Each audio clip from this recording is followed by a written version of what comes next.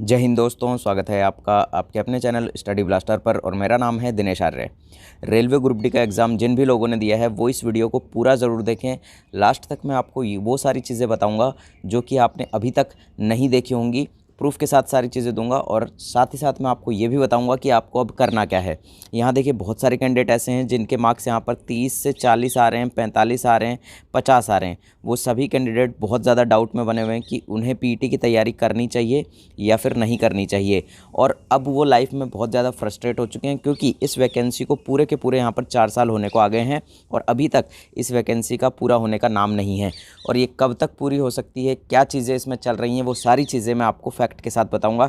इसीलिए वीडियो को बिल्कुल स्किप मत कीजिएगा। वीडियो में आगे बढ़ने से पहले बस आपसे इतनी सी रिक्वेस्ट है कि अगर आप हमारे चैनल पर पहली बार आए हैं तो चैनल को सब्सक्राइब ज़रूर कर लीजिएगा, क्योंकि यहाँ पर हर एक चीज़ आपको ऑथेंटिक मिलती है।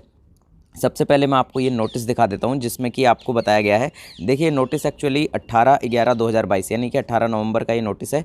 और इस नोटिस को देखिए, पूरा तो हम पढ़ेंगे नहीं, आपको मैं इसका पूरा इन शॉर्ट बता देता हूँ कि इस नोटिस में क्या दिया गया है। इस नोटिस में ये बताया गया है कि जितने भी हमारे ट्रांसजेंडर जो कैंडिडेट हैं उन कैंडिडेट को अब यहाँ पर फीमेल के इक्विवेलेंट रखा जाएगा, यानी कि उनका जो पीटी होगा वो फीमेल के इक्विवेलेंट होगा। जैसे कि आपको पता है कि यहाँ जो मेल कैंडिडेट है उन्हें यहाँ पर 1000 मीटर की जो दौड़ है वो 4 मिनट 15 सेकंड में करनी है, लेकिन वहीं फीमेल कैंडिडेट के लिए ये जो क्राइटेरिया रखा गया है आई थिंक 5.15 का रखा गया है। ठीक है, 5 मिनट का रखा गया है, 5 मिनट से ऊपर का है, 5.5 मिनट के आसपास है।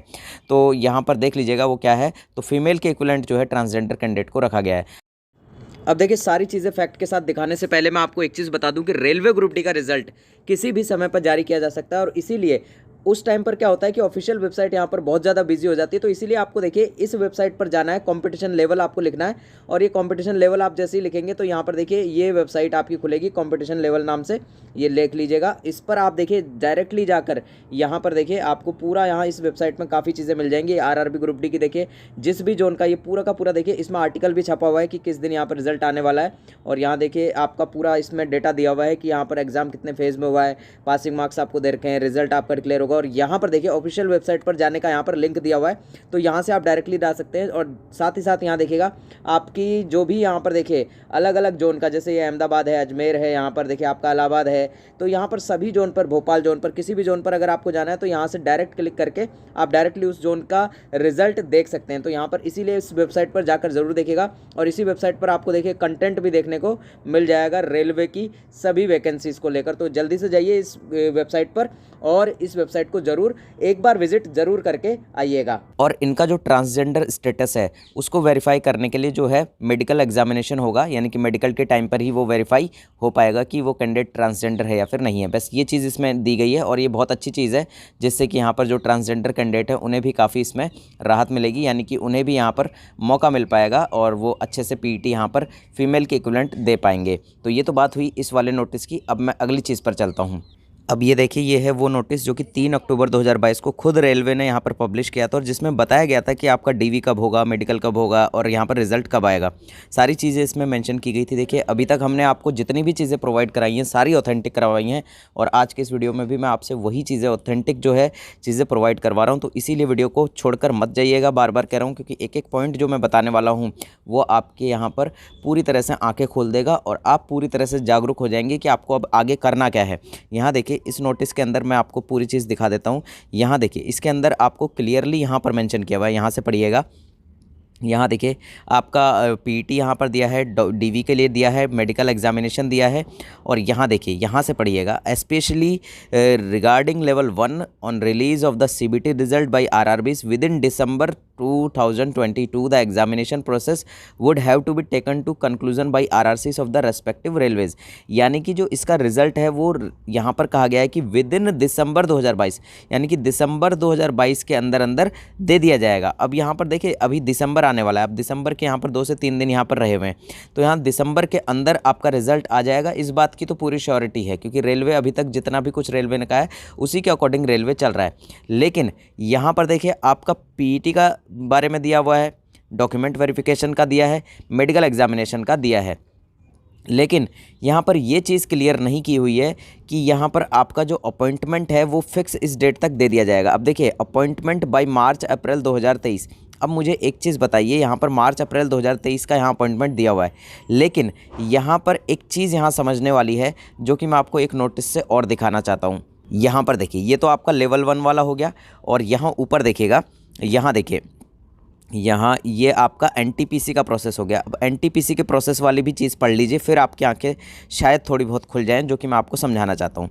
Direct recruitment intake by March April 2023, यहाँ पर देखिए मार्च अप्रैल 2023 तक कहा गया था कि इस वैकेंसी का भी यहाँ पर रिक्रूटमेंट जो है वो डायरेक्टली प्रोसेस जो है, यहाँ पर 1.5 लाख वैकेंसीज़ की बात की गई थी कि मार्च अप्रैल तक इसको पूरा कर लिया जाएगा। अब देखिएगा यहाँ पर क्या गेम शुरू होता है। ये देखिए, ये जो डेट मेंशन है ना, ये आपकी आंखें खोलने वाली है। यहाँ पर उस नोटिस के अंदर रेलवे ने कहा कि मार्च अप्रैल तक यहाँ पर अपॉइंटमेंट पूरे करा दिए जाएंगे। अब इसमें आप खुद बता दीजिए कि किस चीज़ का अपॉइंटमेंट यहाँ मार्च अप्रैल तक हो रहा है।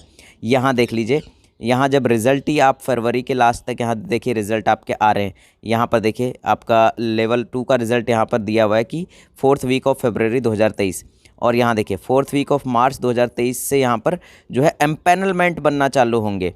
यहाँ पर मार्च से तो इनका एम्पैनलमेंट बनेगा, अपॉइंटमेंट कब आएगी इसका कोई पता नहीं है, ठीक है। पैनल बनाए जाएंगे इस टाइम से, तो यहाँ देखिए ये मार्च से पैनल बनेंगे। यहाँ हालांकि इसके ज़रूर फरवरी से बन रहे हैं, इसके भी फरवरी से बन रहे हैं, लेकिन इसका क्या होगा देखिए, इन दोनों का देखिए लेवल 3 और लेवल 2, और इसमें काफ़ी ज़्यादा स्टूडेंट है, आपको ये भी पता होना चाहिए। यहाँ देखिए स्टूडेंट की संख्या भी यहाँ देखिए 4,940 और 5,663, तो लगभग यहाँ पर 10,000 के आसपास यहाँ पर स्टूडेंट है इन दोनों के अंदर। 10,000 प्लस स्टूडेंट ही हैं इन दोनों जो हमारे लेवल हैं, लेवल 3 और लेवल 2 के अंदर। तो यहाँ पर देखिए इनका जो प्रोसेस है ये मार्च तक कैसे पूरा हो पाएगा, और मार्च तक आपने कहा था कि इसमें पूरा हो जाएगा, लेकिन यहाँ लग नहीं रहा है कि मार्च तक यहाँ पूरा हो पाएगा। लग क्या नहीं रहा है, यहाँ पर तो क्लियरली लिखा हुआ है कि मार्च से तो पैनल बनेंगे, तो अपॉइंटमेंट यहाँ पर मार्च से कैसे आ जाएगी, आप खुद सोच कर देखिए। अब यहाँ पर ये चीज़ है, अब मैं अगली चीज़ आपको दिखाना चाह रहा हूँ। अब देखिए, अब जिस भी कैंडिडेट की बात, एक बात मैं आपको बता देता हूँ, जिस कैंडिडेट को भी लग रहा है कि उसका यहाँ पर सिलेक्शन नहीं हो पाएगा, यहाँ पर अगर किसी कैंडिडेट के मार्क्स 40 आ रहे हैं, किसी कैंडिडेट के 45 आ रहे हैं, किसी के 46 आ रहे हैं, अगर नॉर्मलाइजेशन होता है तो नॉर्मलाइजेशन देखिए, नॉर्मलाइजेशन एक लक फैक्टर है। लक अगर आपका अच्छा होगा तो यहाँ पर आपके मार्क्स इंक्रीज़ होंगे, अगर आपका लक अच्छा नहीं होगा तो आपके मार्क्स डिक्रीज़ भी हो सकते हैं, और हो सकता है जितने मार्क्स आपके हैं उतने ही मार्क्स आपके रहें। तो सारी चीज़ें लक पर डिपेंड करेंगी।